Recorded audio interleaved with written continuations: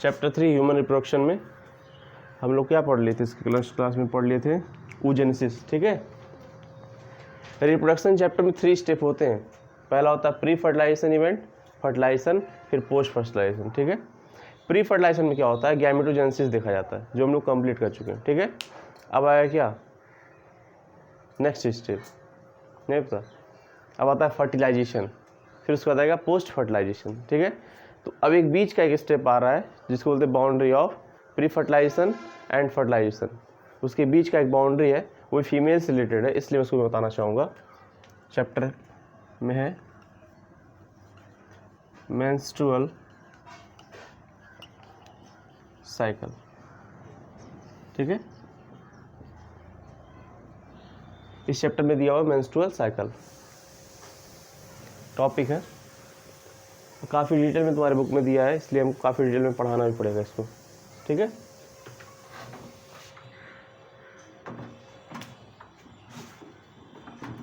It is the feature of female primate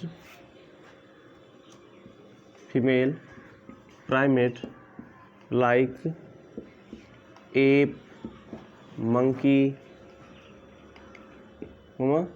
human being.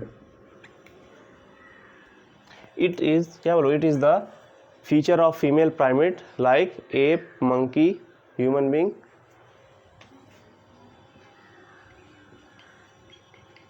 in which the cyclic changes occur in her uterine wall. This process is repeating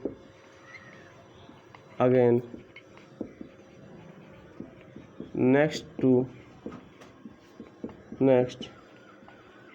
month, called this monthly cycle menstrual cycle।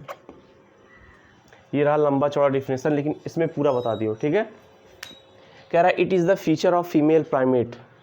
Female primate क्या होता है, जिसे female primate एक type की जातियाँ यानी कि species है। ठीक है, प्राइमेट क्या होता है, प्राइमेट एक ऑर्डर है फीमेल्स की। ठीक है, जैसे कि स्पीसीज नहीं होगा, स्पीसीज गलत बोल दिए, ये ऑर्डर होता है प्राइमेट। ठीक है, फीमेल की एक ऑर्डर बनाया गया है, उसी में आएंगे आपके primate like ape, monkey, human being. ठीक है, ये एप यानी एप में भी होता है, मंकीज में भी होता है और ह्यूमन बीइंग में भी होता है। इसमें क्या होता है, in which the cyclic changes occur, यानी कि साइक्लिक चेंजेस यानी कि मंथली, एक साइक्लिक क्या होता है, एक मंथ से दूसरे मंथ होने वाले चेंजेस अगर इन हर यानी कि एप क्या होता है, ए भी से मंकी जैसे ही होते हैं। एप पहले लंगूर इसको बोलते हैं, पहले ज़माने में कुछ देखे जाते थे, अब पता नहीं हमको, लेकिन एप और मंकी दोनों एक ही जैसे सेम स्पीसीज से ही आते हैं, रिलेट करते हैं, थोड़ा सा डिफरेंस होता है। हाँ, नहीं गोरिल्ला नहीं है, मंकी जैसे होते हैं, लेकिन बस थोड़ा सा उनसे डिफरेंस होता है, थोड़ा सा डिफरेंस होता है। ठीक है, एप में अगर एप का तुम स्ट्रक्चर देखना चाहोगी तो एप का हम स्ट्रक्चर दिखा देंगे तुमको। हाँ, मंकी, ह्यूमन बीइंग इन विच साइक्लिक चेंजेस अकर इन हर यूट्राइन वॉल, उनके यूट्राइन वॉल में कुछ चेंजेस आता है। This process is repeating again next month, यानी कि ये प्रोसेस जो होता है फिर से अगले महीने में दोहराए जाते हैं। ठीक है, इसको रिपीट किया जाता है एक मंथ से दूसरे मंथ, और इसीलिए इसको क्या बोलते हैं, called this monthly cycle menstrual cycle. ध्यान समझना, मान लो अभी होता कैसे है, क्या होता है डिटेल में समझो। मान लो कोई एक फीमेल है, ये रहा उसका, ये रहा उसका फीमेल रिप्रोडक्टिव पार्ट। ठीक है, ये सब मुझे इसके आगे वाला बनाने की जरूरत नहीं, लेकिन बना दे रहा हूँ। सुनो, इसका कोई मतलब नहीं है। एक फीमेल रिप्रोडक्टिव पार्ट ही है। ठीक है, यहाँ पे क्या होता है, एक बॉल होता है, ये देखो ऐसे बॉल, ऐसे बॉल। यहाँ क्या होता है, ओवरी होता है, और यहाँ भी ओवरी होता है। देखो ओवरी से क्या होता है, हर एक मंथ देखो यहाँ पेयर ऑफ ओवरी है ना, तो ऐसा फिक्स होता है कि एक मंथ ये वाली ओवरी निकालेगी ओवम, तो अगले मंथ ये वाली निकाले, अल्टरनेटिव चलते रहते हैं। ये नहीं होता कि एक ही मंथ में दोनों निकालते, ठीक है। oogenesis की प्रोसेस दोनों में चलते हैं, बट ये अल्टरनेटिव में निकालते हैं, मतलब कि एक मंथ ये निकाला तो अगला मंथ ये निकाले, ठीक है, फिर अगले मंथ वो, तो ये ऐसे अल्टरनेटिंग मेथड में ये ओवरी ओवम को रिलीज करती है, ठीक है। तो मान लो कोई ऐसा मंथ चल रहा है कि ये ओवरी क्या की, यहाँ से ओवम निकाल दी। अब देखो ओवम क्या होता है, ओवम यहाँ से निकलते निकलते यहाँ पे पहुँच गया, कहीं यहाँ पे, ठीक है। मैं उस जगह का नाम बताया था जहाँ पे ओवम और स्पर्म का मीटिंग होता है, उसका नाम होता है एम्प्यूलरी इस्थेमिक जंक्शन। क्या होता है, एम्प्यूलरी इस्थेमिक जंक्शन। पहले जब AIPMT हुआ करता था तब ये एम्प्यूलरी इस्थेमिक जंक्शन था इसका नाम, ठीक है। अब शायद ये एम्प्यूला ही मान लिए सब, ठीक है। लेकिन हम लोग जहाँ तक लर्न करेंगे एक्यूरेसी यही है कि एम्प्यूलरी इस्थेमिक जंक्शन, यानी कि एम्प्यूला और इस्थमस के बीच में ये प्रोसेस हुआ, ठीक है। ध्यान से देखना, यहाँ से मान लो ये ओवरी ओवम निकाल दिया, ठीक है। या मैं से एक दूसरा मार्कर यूज़ कर ले रहा हूँ। नेक्स्ट मंथ क्या होता है, अब देखो ये ओवम निकल गया, ठीक है। अब कोई मेल है, अपना मान लो स्पर्म इंसर्ट कर दिया, ये रहा स्पर्म, ये स्पर्म, ठीक है। अगर ये स्पर्म गया मतलब फ्लो करते करते करते यहाँ पे पहुँच गया, ठीक है। और क्या हुआ, इसके साथ मीट कर लिया, यानी कि ये मेल स्पर्म इस फीमेल ओवम के साथ मीट कर लिया। अगर यहाँ पे मीटिंग हो जाती है तो मीटिंग की ड्यूरेशन बाद क्या होता है, यहाँ पे बनता है जाइगोट। क्या बनता है, जाइगोट, पता ना, जब मेल एंड फीमेल गैमेट मिलती है जाइगोट बनता है, और जाइगोट का आगे फिर डेवलपमेंट होता है तो क्या बनता है, वेल डेवलप बेबी बन जाता है। सॉरी, जाइगोट से बनेगा एम्ब्रियो, बनेगा एम्ब्रियो, और एम्ब्रियो से बन जाएगा बेबी। ये है फर्टिलाइजेशन का प्रोसेस। बट ऐसा ना हो तो क्या होगा, मतलब कि यहाँ से स्पर्म जाके वहाँ मीट ना करे ओवम से, ठीक है। यानी कि कोई यहाँ पे मेल स्पर्म ना यहाँ डाले, मतलब यहाँ से स्पर्म उसके फीमेल रिप्रोडक्टिव पार्ट में ना जाए, तो क्या होगा इस ओवम का। ओवम तो फिक्स है, अगर कोई गर्ल प्यूबर्टी को हिट की है तो पर मंथ वो रिलीज करेगी ओवम। तो उस ओवम का होता क्या है, तब यही तुमको बताने वाले हैं इस मेंस्ट्रुअल साइकिल में। मेंस्ट्रुअल साइकिल में क्या होता है, यही अनफर्टिलाइज्ड एग, ध्यान दो, ये अनफर्टिलाइज्ड एग, ठीक है। इसको मैं मिटा दूँ, रिफ कर दूँ, चलिए इसको मैं रफ कर देता हूँ। तो जो अनफर्टिलाइज जो एग होती है, मान लो देखो स्पर्म, ये तो फिनोमेना हो गया, ऐसा होता अगर फर्टिलाइजेशन हो जाता, बट फर्टिलाइजेशन नहीं हुआ। उस कंडीशन में ये मान लो इसको मैं गायब कर दिया। अब मैं उस कंडीशन को दिखाऊंगा जब फर्टिलाइजेशन नहीं हुआ है। जब फर्टिलाइजेशन नहीं हुआ है यानी कि कोई भी स्पर्म नहीं गया, ये ऐसे फर्टिलाइजेशन नहीं हुआ, तो अब ये एग मैक्सिमम 7 डेज तक यहाँ वेट करेगी। अब आएगा स्पर्म, अब आएगा स्पर्म, अब आएगा, अब आएगा, और नहीं आता है। तो जब नहीं आता तो क्या होता है, ये स्पर्म, सॉरी अब यहाँ स्पर्म है नहीं, अब ये ओवम क्या होगा, डिस्ट्रॉय होगा। क्या होगा, डिस्ट्रॉय होगा, यानी कि आगे क्या हो जाएगा, डिस्ट्रॉय हो जाएगा। अब सुनो, डिस्ट्रॉय होगा तो अपने नहीं जाएगा, इनको भी ले डूबेगा। याद करो इसका, मैं इस लेयर का क्या नाम बताया था, इस वाले लेयर का, इस लेयर का क्या नाम था बताओ, what is the name of this layer, endometrium, myometrium, perimetrium, याद है कि नहीं याद है। अरे इसी लेयर को देखो, इसको मैं टच किया हूँ इस तरह, देखो ध्यान से, इस लेयर का क्या नाम है, इस लेयर का नाम है इंडोमेट्रियम, ठीक है। इसको बोलते हैं इंडोमेट्रियम, बताया नहीं था क्या, इंडोमेट्रियम, बीच में मायोमेट्रियम और साइड साइड पेरीमेट्रियम। तो होता क्या है, जब ये फर्टिलाइज नहीं होता है, एग अनफर्टिलाइज आता है, तो ये डिस्ट्रॉय होता है, और अपने डिस्ट्रॉय होता ही होता है, आता है ये इंडोमेट्रियम की वॉल को, इंडोमेट्रियम वॉल दिख रही हो, इंडोमेट्रियम वॉल भी क्या होता है, डिस्ट्रॉय हो जाता है। जब इंडोमेट्रियम वॉल भी तुम्हारा डिस्ट्रॉय हो जाएगा, देखो ये भी जब डिस्ट्रॉय हो जाएगा तो ये डिस्ट्रॉय हो जाएगा, ये देखो डिस्ट्रॉय इंडोमेट्रियम वॉल, ये और प्लस अनफर्टिलाइज एग, दोनों एक साथ क्या होंगे, दोनों एक साथ टूट जाएंगे, दोनों एक साथ टूट गए, देखो ये टूट गया है। यही इंडोमेट्रियम वॉल और अनफर्टिलाइज एग ब्लड के फॉर्म में ऐसे फीमेल के वेजाइना से बाहर आता है, ठीक है। और ये प्रोसेस नियर अबाउट 7 डेज तक चलता रहता है, जिसको बोलते हैं पीरियड्स। क्या बोलते हैं, पीरियड्स। पीरियड्स में होता क्या है, यही कि अनफर्टिलाइज एग और ये डिस्ट्रॉयड एंडोमेट्रियम वॉल दोनों क्या होंगे, ये क्या होंगे, दोनों एंडोमेट्रियम वॉल और अनफर्टिलाइज एग डिजनरेट होंगे, डिजनरेट होके धीरे धीरे ब्लड के फॉर्म में वेजाइनस, कहाँ से, वेजाइनस से कम्स आउट फ्रॉम वेजाइना। हाँ वॉल फिर से बन जाता है, वॉल बनता रहता है, टूटता रहता है। देखो हर एक मंथ ये प्रोसेस चलता है, जानती हो, हर एक मंथ ये प्रोसेस चलता है। फिर अगले मंथ ये वॉल बन जाएगा, फिर टूटेगा, फिर बनेगा। बनने और टूटने के लिए हार्मोन्स यहाँ पे एक्ट करते हैं, कब ये बनेगा कब टूटेगा, ठीक है। तो कुछ यहाँ पे हार्मोनल स्ट्रक्चर होते हैं, हार्मोनल लेवल होते हैं, वो हार्मोनल लेवल क्या करते हैं, कभी इनको डिस्ट्रॉय करते हैं। जब अब बताओ, जब इसको ये अनफर्टिलाइज हो गया, ये क्या करता है, अपने अंदर से बहुत अधिक हार्मोन निकालता है। वो हार्मोन क्या करता है, गुस्से से निकालता है हार्मोन, वो हम इतना हार्मोन निकालता है कि ये सब क्या होता है, अनसूटेबल हो जाता है। जब अनसूटेबल हो जाएगा तो ये फिर क्या होगा, टूटने लग जाएगा, और टूट के ब्लड के फॉर्म में वेजाइना से बाहर, ठीक है। और देखो फिर अगला मंथ आएगा, यानी 7 डेज के बाद फिर से प्रिपरेशन शुरू हो जाएगा। ये प्रोसेस कितने दिन चलता है, प्रोसेस तो चलता है कितना, 7 डेज ब्लीडिंग वाला प्रोसेस। लेकिन तुम्हारे एनसीईआरटी में 3 to 5 डेज, 3 to 5 डे ये ब्लीडिंग वाला प्रोसेस चलता है। तो लोग जानते हैं कि मेंस्ट्रुअल साइकिल को ब्लीडिंग कहते हैं, या ब्लीडिंग को ही मेंस्ट्रुअल साइकिल कहते हैं, ये गलत है। मेंस्ट्रुअल साइकिल तो एक मंथ से, देखो एक डे से लेके 13 डेज, ध्यान दो, 1 डे से लेके 13 डे को इस पूरे समय मेंस्ट्रुअल साइकिल बोलते हैं, ठीक है। मेंस्ट्रुअल साइकिल का एक इवेंट्स है ब्लीडिंग, ध्यान दो। मेंस्ट्रुअल साइकिल तो एक दिन से लेके 13 डे चलता है, तो ये पूरे देखो फीमेल के हर एक मंथ चलने वाले साइकिल को बोलते हैं menstrual cycle. But menstrual cycle is not a bleeding, bleeding को हम मेंस्ट्रुअल साइकिल नहीं बोलते, ये मेंस्ट्रुअल साइकिल का एक इवेंट्स है, ठीक है। इसलिए यहाँ आप नहीं बोल सकते कि मेंस्ट्रुअल साइकिल क्या होता है, ब्लीडिंग होता है। ये बहुत ही गलत लोगों में सोच है, ठीक है। इसको पीरियड्स बोलते हैं ब्लीडिंग को। बस ये तो तुम्हारा definition. It is the feature of female primate like ape, monkey, human being, इन सब में चलता है, ठीक है। अब देखो और भी जैसे हम लोग फीमेल्स में क्या चलता है, यहाँ पे मेंस्ट्रुअल साइकिल चलता है। वैसे हाथी होती हो गया, उनमें चलता है ओएस्ट्रस साइकिल। क्या चलता है, ओएस्ट्रस साइकिल। क्या होता है, ओएस्ट्रस साइकिल। एनिमल्स में ओएस्ट्रस साइकिल चलता है। ओएस्ट्रस, एलिफेंट हो गया, ओएस्ट्रस, ओएस्ट्रस साइकिल।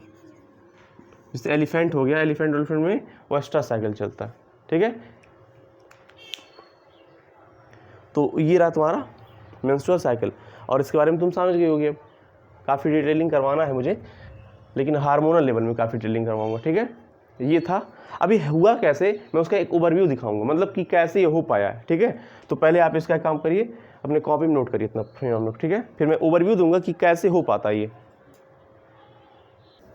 चलो अब हम देखेंगे आखिर में मेंस्ट्रुअल साइकिल होता कैसे है। इस कंप्लीट फिनोमेना को हम तो अच्छे से देखेंगे, बट अभी मैं चाहता हूँ आप ओवरव्यू देख लो, ठीक है। जब आपको ओवरव्यू में कुछ स्ट्रक्चर के नेम लर्न हो जाएंगे तब मुझे कंप्लीट कराने में आसानी रहेगी, नहीं तो नया नया आएगा तो कहोगे ये क्या होता है। इसलिए पहले ओवरव्यू देखो। Overview of menstrual cycle. देखो मुझे जब कोई चीज़ लर्न नहीं होता था तो मैं उसका ओवरव्यू बनाता, मतलब कि शॉर्टकट, शॉर्ट फॉर्म में।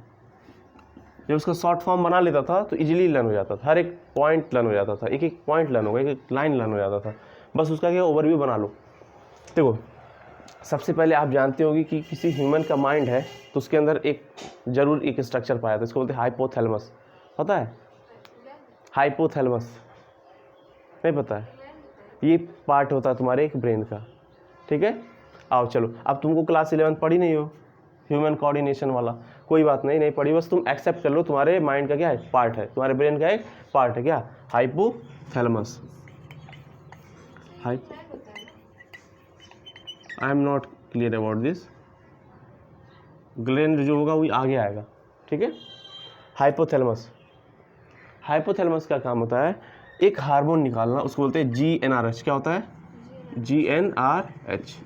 आप कहोगे GnRH क्या है?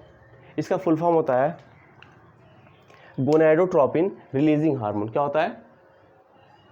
इसका फुल फॉर्म है गोनाडोट्रोपिन रिलीजिंग हार्मोन। जो आप ग्लैंड की बात करेंगे ना, ग्लैंड आने वाला आगे, देखिए हाइपोथैलेमस के जस्ट नीचे होता है पिट्यूटरी ग्लैंड। ठीक है, क्या होता है? Pituitary gland. हाइपोथैलेमस आपका ग्लैंड नहीं है। ग्लैंड क्या है आपका? हाइपोथैलेमस के जस्ट नीचे बिलोंग करता है, उसको बोलते हैं पिट्यूटरी ग्लैंड, वो ग्लैंड होता है, ठीक है। और पूरे बॉडी का वही सबसे बड़ा ग्लैंड होता है। पिट्यूटरी ग्लैंड कुछ ऐसा होता है, देखो ऐसे कुछ,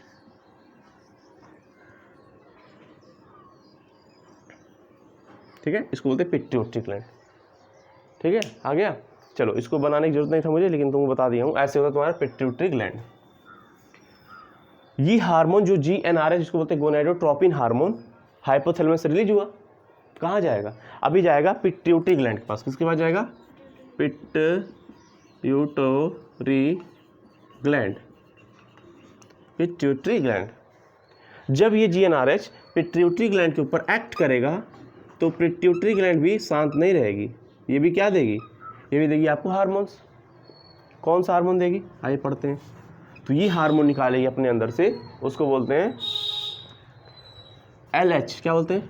LH एंड FSH। आपको LH FSH क्या होता है? ऑलरेडी मैं बताया हुआ हूँ, याद करो। ल्यूटिनाइजिंग हार्मोन, नहीं पढ़ोगे कोई बात नहीं। LH मीन्स क्या होता है? ल्यूटिनाइजिंग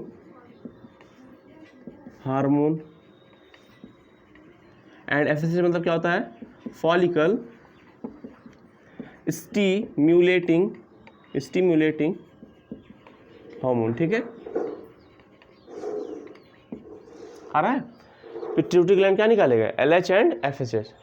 LH का full form luteinizing hormone and FSH का full form follicle stimulating hormone. ठीक है, फॉलिकल स्टिम्युलेटिंग हार्मोन। आप ध्यान दो, ये हार्मोन्स कहाँ जाएंगे? ये भी रुकने वाले नहीं है, ये जाएंगे फीमेल की ओवरी पे। किस पे जाएंगे? ओवरी। ये रहा फीमेल का ओवरी, बोलो ओवरी। ये फीमेल की ओवरी पे एक्ट करेंगे, तो फीमेल की ओवरी भी शांत रहने वाली नहीं है। ठीक है, वो क्या निकालेगी? वो भी हार्मोन निकालेगी। देखो, ये हार्मोन का पूरा एकदम लेवल है, ऐसे तुमको लर्न करते चलना है। ठीक है, तो तुमको एक एक पार्ट लर्न हो जाएगा। जब ओवरी पे एक्ट करेंगी तो ओवरी भी साइलेंट नहीं रहेगी, वो भी अपने अंदर से हार्मोन निकालेगी। उस हार्मोन का नाम होता है, फर्स्ट होता है तुम्हारा एस्ट्रोजन। क्या होता है? एस्ट्रोजन। एंड सेकंड क्या होता है? प्रोजेस्टेरोन। क्या होता है? प्रोजेस्टेरोन। ठीक है, एस्ट्रोजन एंड प्रोजेस्टेरोन। अब एस्ट्रोजन एंड प्रोजेस्टेरोन ये भी नॉर्मल रहने वाले नहीं है। ये कहाँ जाएंगे आपके? ये जाएंगे आपके होल बॉडी। कहाँ जाएंगे? होल बॉडी में एक्ट करेंगे। होल बॉडी में जब एक्ट करेंगे, ठीक है, जब आपकी होल बॉडी में कंप्लीटली सब हार्मोन एक्ट करेंगे, तब आगे होता है तुम्हारा प्रोसेस, उसको बोलते हैं मेंस्ट्रुएशन। ठीक है, इतना सारा हार्मोनल लेवल होगा मेंस्ट्रुएशन में। क्या होगा? हाइपोथैलेमस से GnRH निकलेगा, वो जाएगा पिट्यूटरी ग्लैंड पे, वो LH एंड FSH निकालेगा, वो जाएगा ओवरी पे, वो निकालेगा एस्ट्रोजन प्रोजेस्टेरोन, वो जाएगा आपके होल बॉडी पे। ये कंप्लीटली एक्ट्स होगा कहाँ पे? और ध्यान दो, अब होल बॉडी कहने का मतलब क्या है? होल बॉडी आपका यूट्रस। क्या है? क्योंकि हम लोग जो देख रहे हैं, सुनो, मेंस्ट्रुएशन जो देख रहे हैं वो हाथ से हो रहा है, क्या नाक से हो रहा है, कान से हो रहा है? नहीं ना, वो कहाँ हो रहा है? आपका होल बॉडी इस टाइम क्या रहेगा? यूट्रस रहेगा। क्या रहेगा? यूट्रस। यानी आपका एस्ट्रोजन और प्रोजेस्टेरोन कहाँ एक्ट करेंगे? लिख दो यहाँ पे, यूटेरस। ठीक है, यूट्रस में ये सब एक्टिंग चलेगी अच्छे से, और जब यही एक्टिंग पूरी चलती रहेगी तो आपका मेंस्ट्रुएशन वाला फिनोमेना होगा। तो ओवरव्यू तुमको लर्न रहेगा ये वाला, कैसे कैसे हुआ। हाइपोथैलेमस से निकला GnRH, एक्ट कहाँ किया? पिट्यूटरी। पिट्यूटरी से निकला LH एंड FSH, एक्ट कहाँ किया? ओवरी पे। ओवरी से क्या निकला? एस्ट्रोजन प्रोजेस्टेरोन, ये कहाँ एक्ट किया? यूट्रस पे। ठीक है, जब एक्ट किया तो मेंस्ट्रुएशन कंप्लीट हुआ। तुमको कुछ खास बात बता दें, जो मेंस्ट्रुएशन का जो फिनोमेना होता है वो लड़कियों में 12 से 13 ईयर में स्टार्ट हो जाता है। ठीक है, देखो, starting of menstruation is called, ये कब होता है स्टार्टिंग? पता है? 12 to 13 ईयर में स्टार्ट हो जाता है। तो starting of menstruation is called menarche. क्या बोलते हैं? मीनार्क। लिख दें यहाँ पे, मीनार्क। मीनार्क। ठीक है, दूसरा, आप जानती हो कि जो फीमेल होती हैं एक टाइम बाद क्या होती है? वो फर्टिलाइज नहीं कर सकती है। ठीक है, यानी कि वो फर्टिलिटी उनकी ख़त्म हो जाती है। यानी कि 45 to 50 ईयर में जानते हो कोई फीमेल बेबी को प्रोड्यूस नहीं कर सकती, ध्यान समझना, कोई भी फीमेल होगी जब 45 से 50 एज में पहुंचती है तो ज़्यादा पूजा पाठ करने लगती है, तो इनमें जो हार्मोनल लेवल जो होते हैं वो डाउन होने लगते हैं और उनके अंदर ये टेंडेंसी बेबी प्रोड्यूस करने की ख़त्म हो जाती है। ठीक है, तो वो उस प्रोसेस को बोलते थे, वो बोलते हैं एंडिंग ऑफ मेंस्ट्रुएशन। ठीक है, कब होता है? 45 to 50 year in female called menopause. क्या बोलते हैं? मीनोपॉज। क्या बोलेंगे? मीनोपॉज। मीनोपॉज, पॉज मतलब फिल्म में देखते हैं ऐसे पॉज करते हैं, प्ले करते हैं, वही है, तो उसको बोलते हैं मीनोपॉज। यानी कि जब स्टार्टिंग ऑफ मेंस्ट्रुएशन हो तो उसको बोलेंगे मीनार्क और एंडिंग ऑफ मेंस्ट्रुएशन को बोलेंगे मीनोपॉज। स्टार्टिंग कब होता है? 12 से 13 ईयर में और एंड कब होता है? 45 to 50 ईयर में। ठीक है, ये दो, ये इतना इंपॉर्टेंट तुमको लर्न होना चाहिए, मीनोपॉज और मीनार्क। अब देखो मेंस्ट्रुएशन से हम लोग क्या रिजल्ट निकाल सकते हैं, यानी कि क्या मेंस्ट्रुएशन से कंक्लूजन क्या निकलता है, पता है? ध्यान दो, अगर कोई फीमेल है उसको मेंस्ट्रुएशन नहीं हो रहा है, इसके क्या रीज़न हो सकते हैं, मतलब उसका कंक्लूजन क्या निकलता है? अगर कोई किसी फीमेल में मेंस्ट्रुएशन नहीं हो रहा है तो बताओ इससे क्या रिजल्ट निकल सकता है, इससे क्या कंक्लूजन निकलता है? किसी को अगर मान लो एक फीमेल है उसको 1 मंथ मेंस्ट्रुएशन नहीं हुआ है, हाँ, ओवरी नहीं प्रोड्यूस कर पाती है। नहीं देखो, हर मंथ तो उसका देखो हर मंथ उसका मेंस्ट्रुएशन चल रहा है, बट ऐसा एक मंथ आया वहाँ पे उसका मेंस्ट्रुएशन नहीं हो रहा है, इसका क्या कंक्लूजन है? और ये भी उसका ओवरी भी फिट है, ओवरी हर मंथ निकालती है, बस एक मंथ ऐसा आया कि वो फीमेल मेंस्ट्रुएशन नहीं स्टार्ट हुआ, उसका 1 मंथ में उसका मेंस्ट्रुएशन रुक गया। ऐसा क्या हुआ होगा उसके साथ? कोई रीज़न है? देखो मेंस्ट्रुएशन होता क्यों है? देखो मेंस्ट्रुअल साइकिल तो पूरा चलता है, ठीक है। मेंस्ट्रुएशन यानी कि देखो मेंस्ट्रुअल साइकिल में नहीं बुलाऊं या मेंस्ट्रुएशन बुलाऊं, मेंस्ट्रुएशन मीन्स पीरियड समझ लो, ठीक है। देखो हम जानते हैं पीरियड्स कब आते हैं? जब अनफर्टिलाइज, ध्यान दो, अब जब अनफर्टिलाइज्ड एग और इंडोमेट्रियम बॉल क्या होता है? टूट के गिरता है, डिस्ट्रॉय होके। तो अगर एग क्या हो जाए? फर्टिलाइज हो जाए, ध्यान दो वहाँ पे जो ओवम होती है अगर फर्टिलाइज हो जाए तो मेंस्ट्रुएशन नहीं आएगा, क्योंकि मेंस्ट्रुएशन आने का रीजन क्या है? जो एग रहता है अनफर्टिलाइज हो जाए। जब अनफर्टिलाइज हो जाएगा तो तुम बताओ, तो फिर उन्हें डिस्ट्रॉय करेगा इंडोमेट्रियम को, तो ब्लड के फॉर्म बाहर नहीं आएगा। लेकिन बाय द वे ऐसा हो गया कि वो एग फर्टिलाइज हो गया, यानी कि एग क्या हो गया? फर्टिलाइज। जब एग फर्टिलाइज हो गया तो वहाँ पे मेंस्ट्रुएशन नहीं आएगा, क्योंकि मेंस्ट्रुएशन आता कैसे? अनफर्टिलाइज एग से आता है। नहीं आ रहा है समझ में? नहीं आ रहा? देखो मेंस्ट्रुएशन आता क्यों है? रीजन क्या है? मान लो कोई फीमेल है, ठीक है, उसको हर मंथ मेंस्ट्रुएशन इसलिए आ रहा है क्योंकि अभी वो रिप्रोडक्शन में पार्टिसिपेट नहीं की, यानी कि उसका जो एग है अभी फर्टिलाइज नहीं हुआ है, ठीक है, यानी कि उसके एग के साथ कोई स्पर्म मीट नहीं किया है, तभी तो अनफर्टिलाइज हो जा रही है। अब अनफर्टिलाइज हो तभी तो बाहर ब्लड के फॉर्म में आ रहा है, तो ये तुम्हारा है मेंस्ट्रुएशन। लेकिन ऐसा हुआ कि कोई ऐसा महीना है जिसमें क्या हो गई? वो प्रेग्नेंट हो गई। प्रेग्नेंट होने मतलब क्या है? कि उसके ओवम के साथ स्पर्म मिल गया, तो वहाँ फर्टिलाइज हो गया, और फर्टिलाइज होने के केस में तुम्हारा बाहर आएगा नहीं। अब ये थोड़ी होता कि फर्टिलाइज हो गया तो अब ओवम बाहर आ जाएगा, ओवम जाके इंडोमेट्रियम वॉल पे चिपक जाता है, ठीक है, तो बताओ वहाँ लग गया है तो कैसे बाहर आएगा? नहीं आया समझ में? तो यानी कि अगर मेंस्ट्रुएशन का एब्सेंस क्या बताता है, ये भी लर्न कर लेना। ये दिख रहा है नीचे वाला, यानी कि absence of menstruation represent the absence of menstruation represent the pregnancy, ठीक है। अगर कहीं मेंस्ट्रुएशन नहीं हो रहा तो इसका मतलब क्या है? कि वहाँ प्रेगनेंसी हो गया है, ठीक है। इसलिए ये सब आपके मेंस्ट्रुएशन की इतनी ओवरव्यू आपको लर्न होने चाहिए, चार्ट के फॉर्म में कॉपी बना लो, इसको लर्न कर लो। अब मेंस्ट्रुएशन का डिटेल फिनोमेना कैसे होता है हम कल की क्लास में बताएंगे, ठीक है, मतलब डिटेल में एक एक हार्मोन कहाँ एक्ट करता है, कैसे करता है, क्या निकलता है, क्या नहीं होता है, मतलब कि पूरे डिटेल को मैं कल एक एक पॉइंट बताऊँगा। लेकिन आज तुम्हारा काम इतना ही है कि तुम इतना लर्न कर लो। क्यों मैं इसको बताया? ताकि मैं जब कल नाम लूँ ल्यूटिनाइजिंग हार्मोन का LHFSH का तो तुम कहो ये कहाँ से आ गया, ये मत कहना, ठीक है। मैं एस्ट्रोजन प्रोजेस्टेरोन बोलूँ तो तुम मत ये कहना कि ये कहाँ से आ गया, ये कहाँ से आया, मैं आपको यहाँ दिखा चुका हूँ, ठीक है। तो यही तक था तुम्हारा, ठीक है। इसका अभी देखो दो मेंस्ट्रुअल साइकिल का 2 क्लास लगता है। फर्स्ट क्लास ये वाला हो गया बेसिक, और दूसरा लगे एडवांस। एडवांस कल लगाऊंगा, ठीक है। इतना अपने कॉपी में तुम आराम से नोट कर सकती हो, कोई कन्फ्यूजन मत पूछो।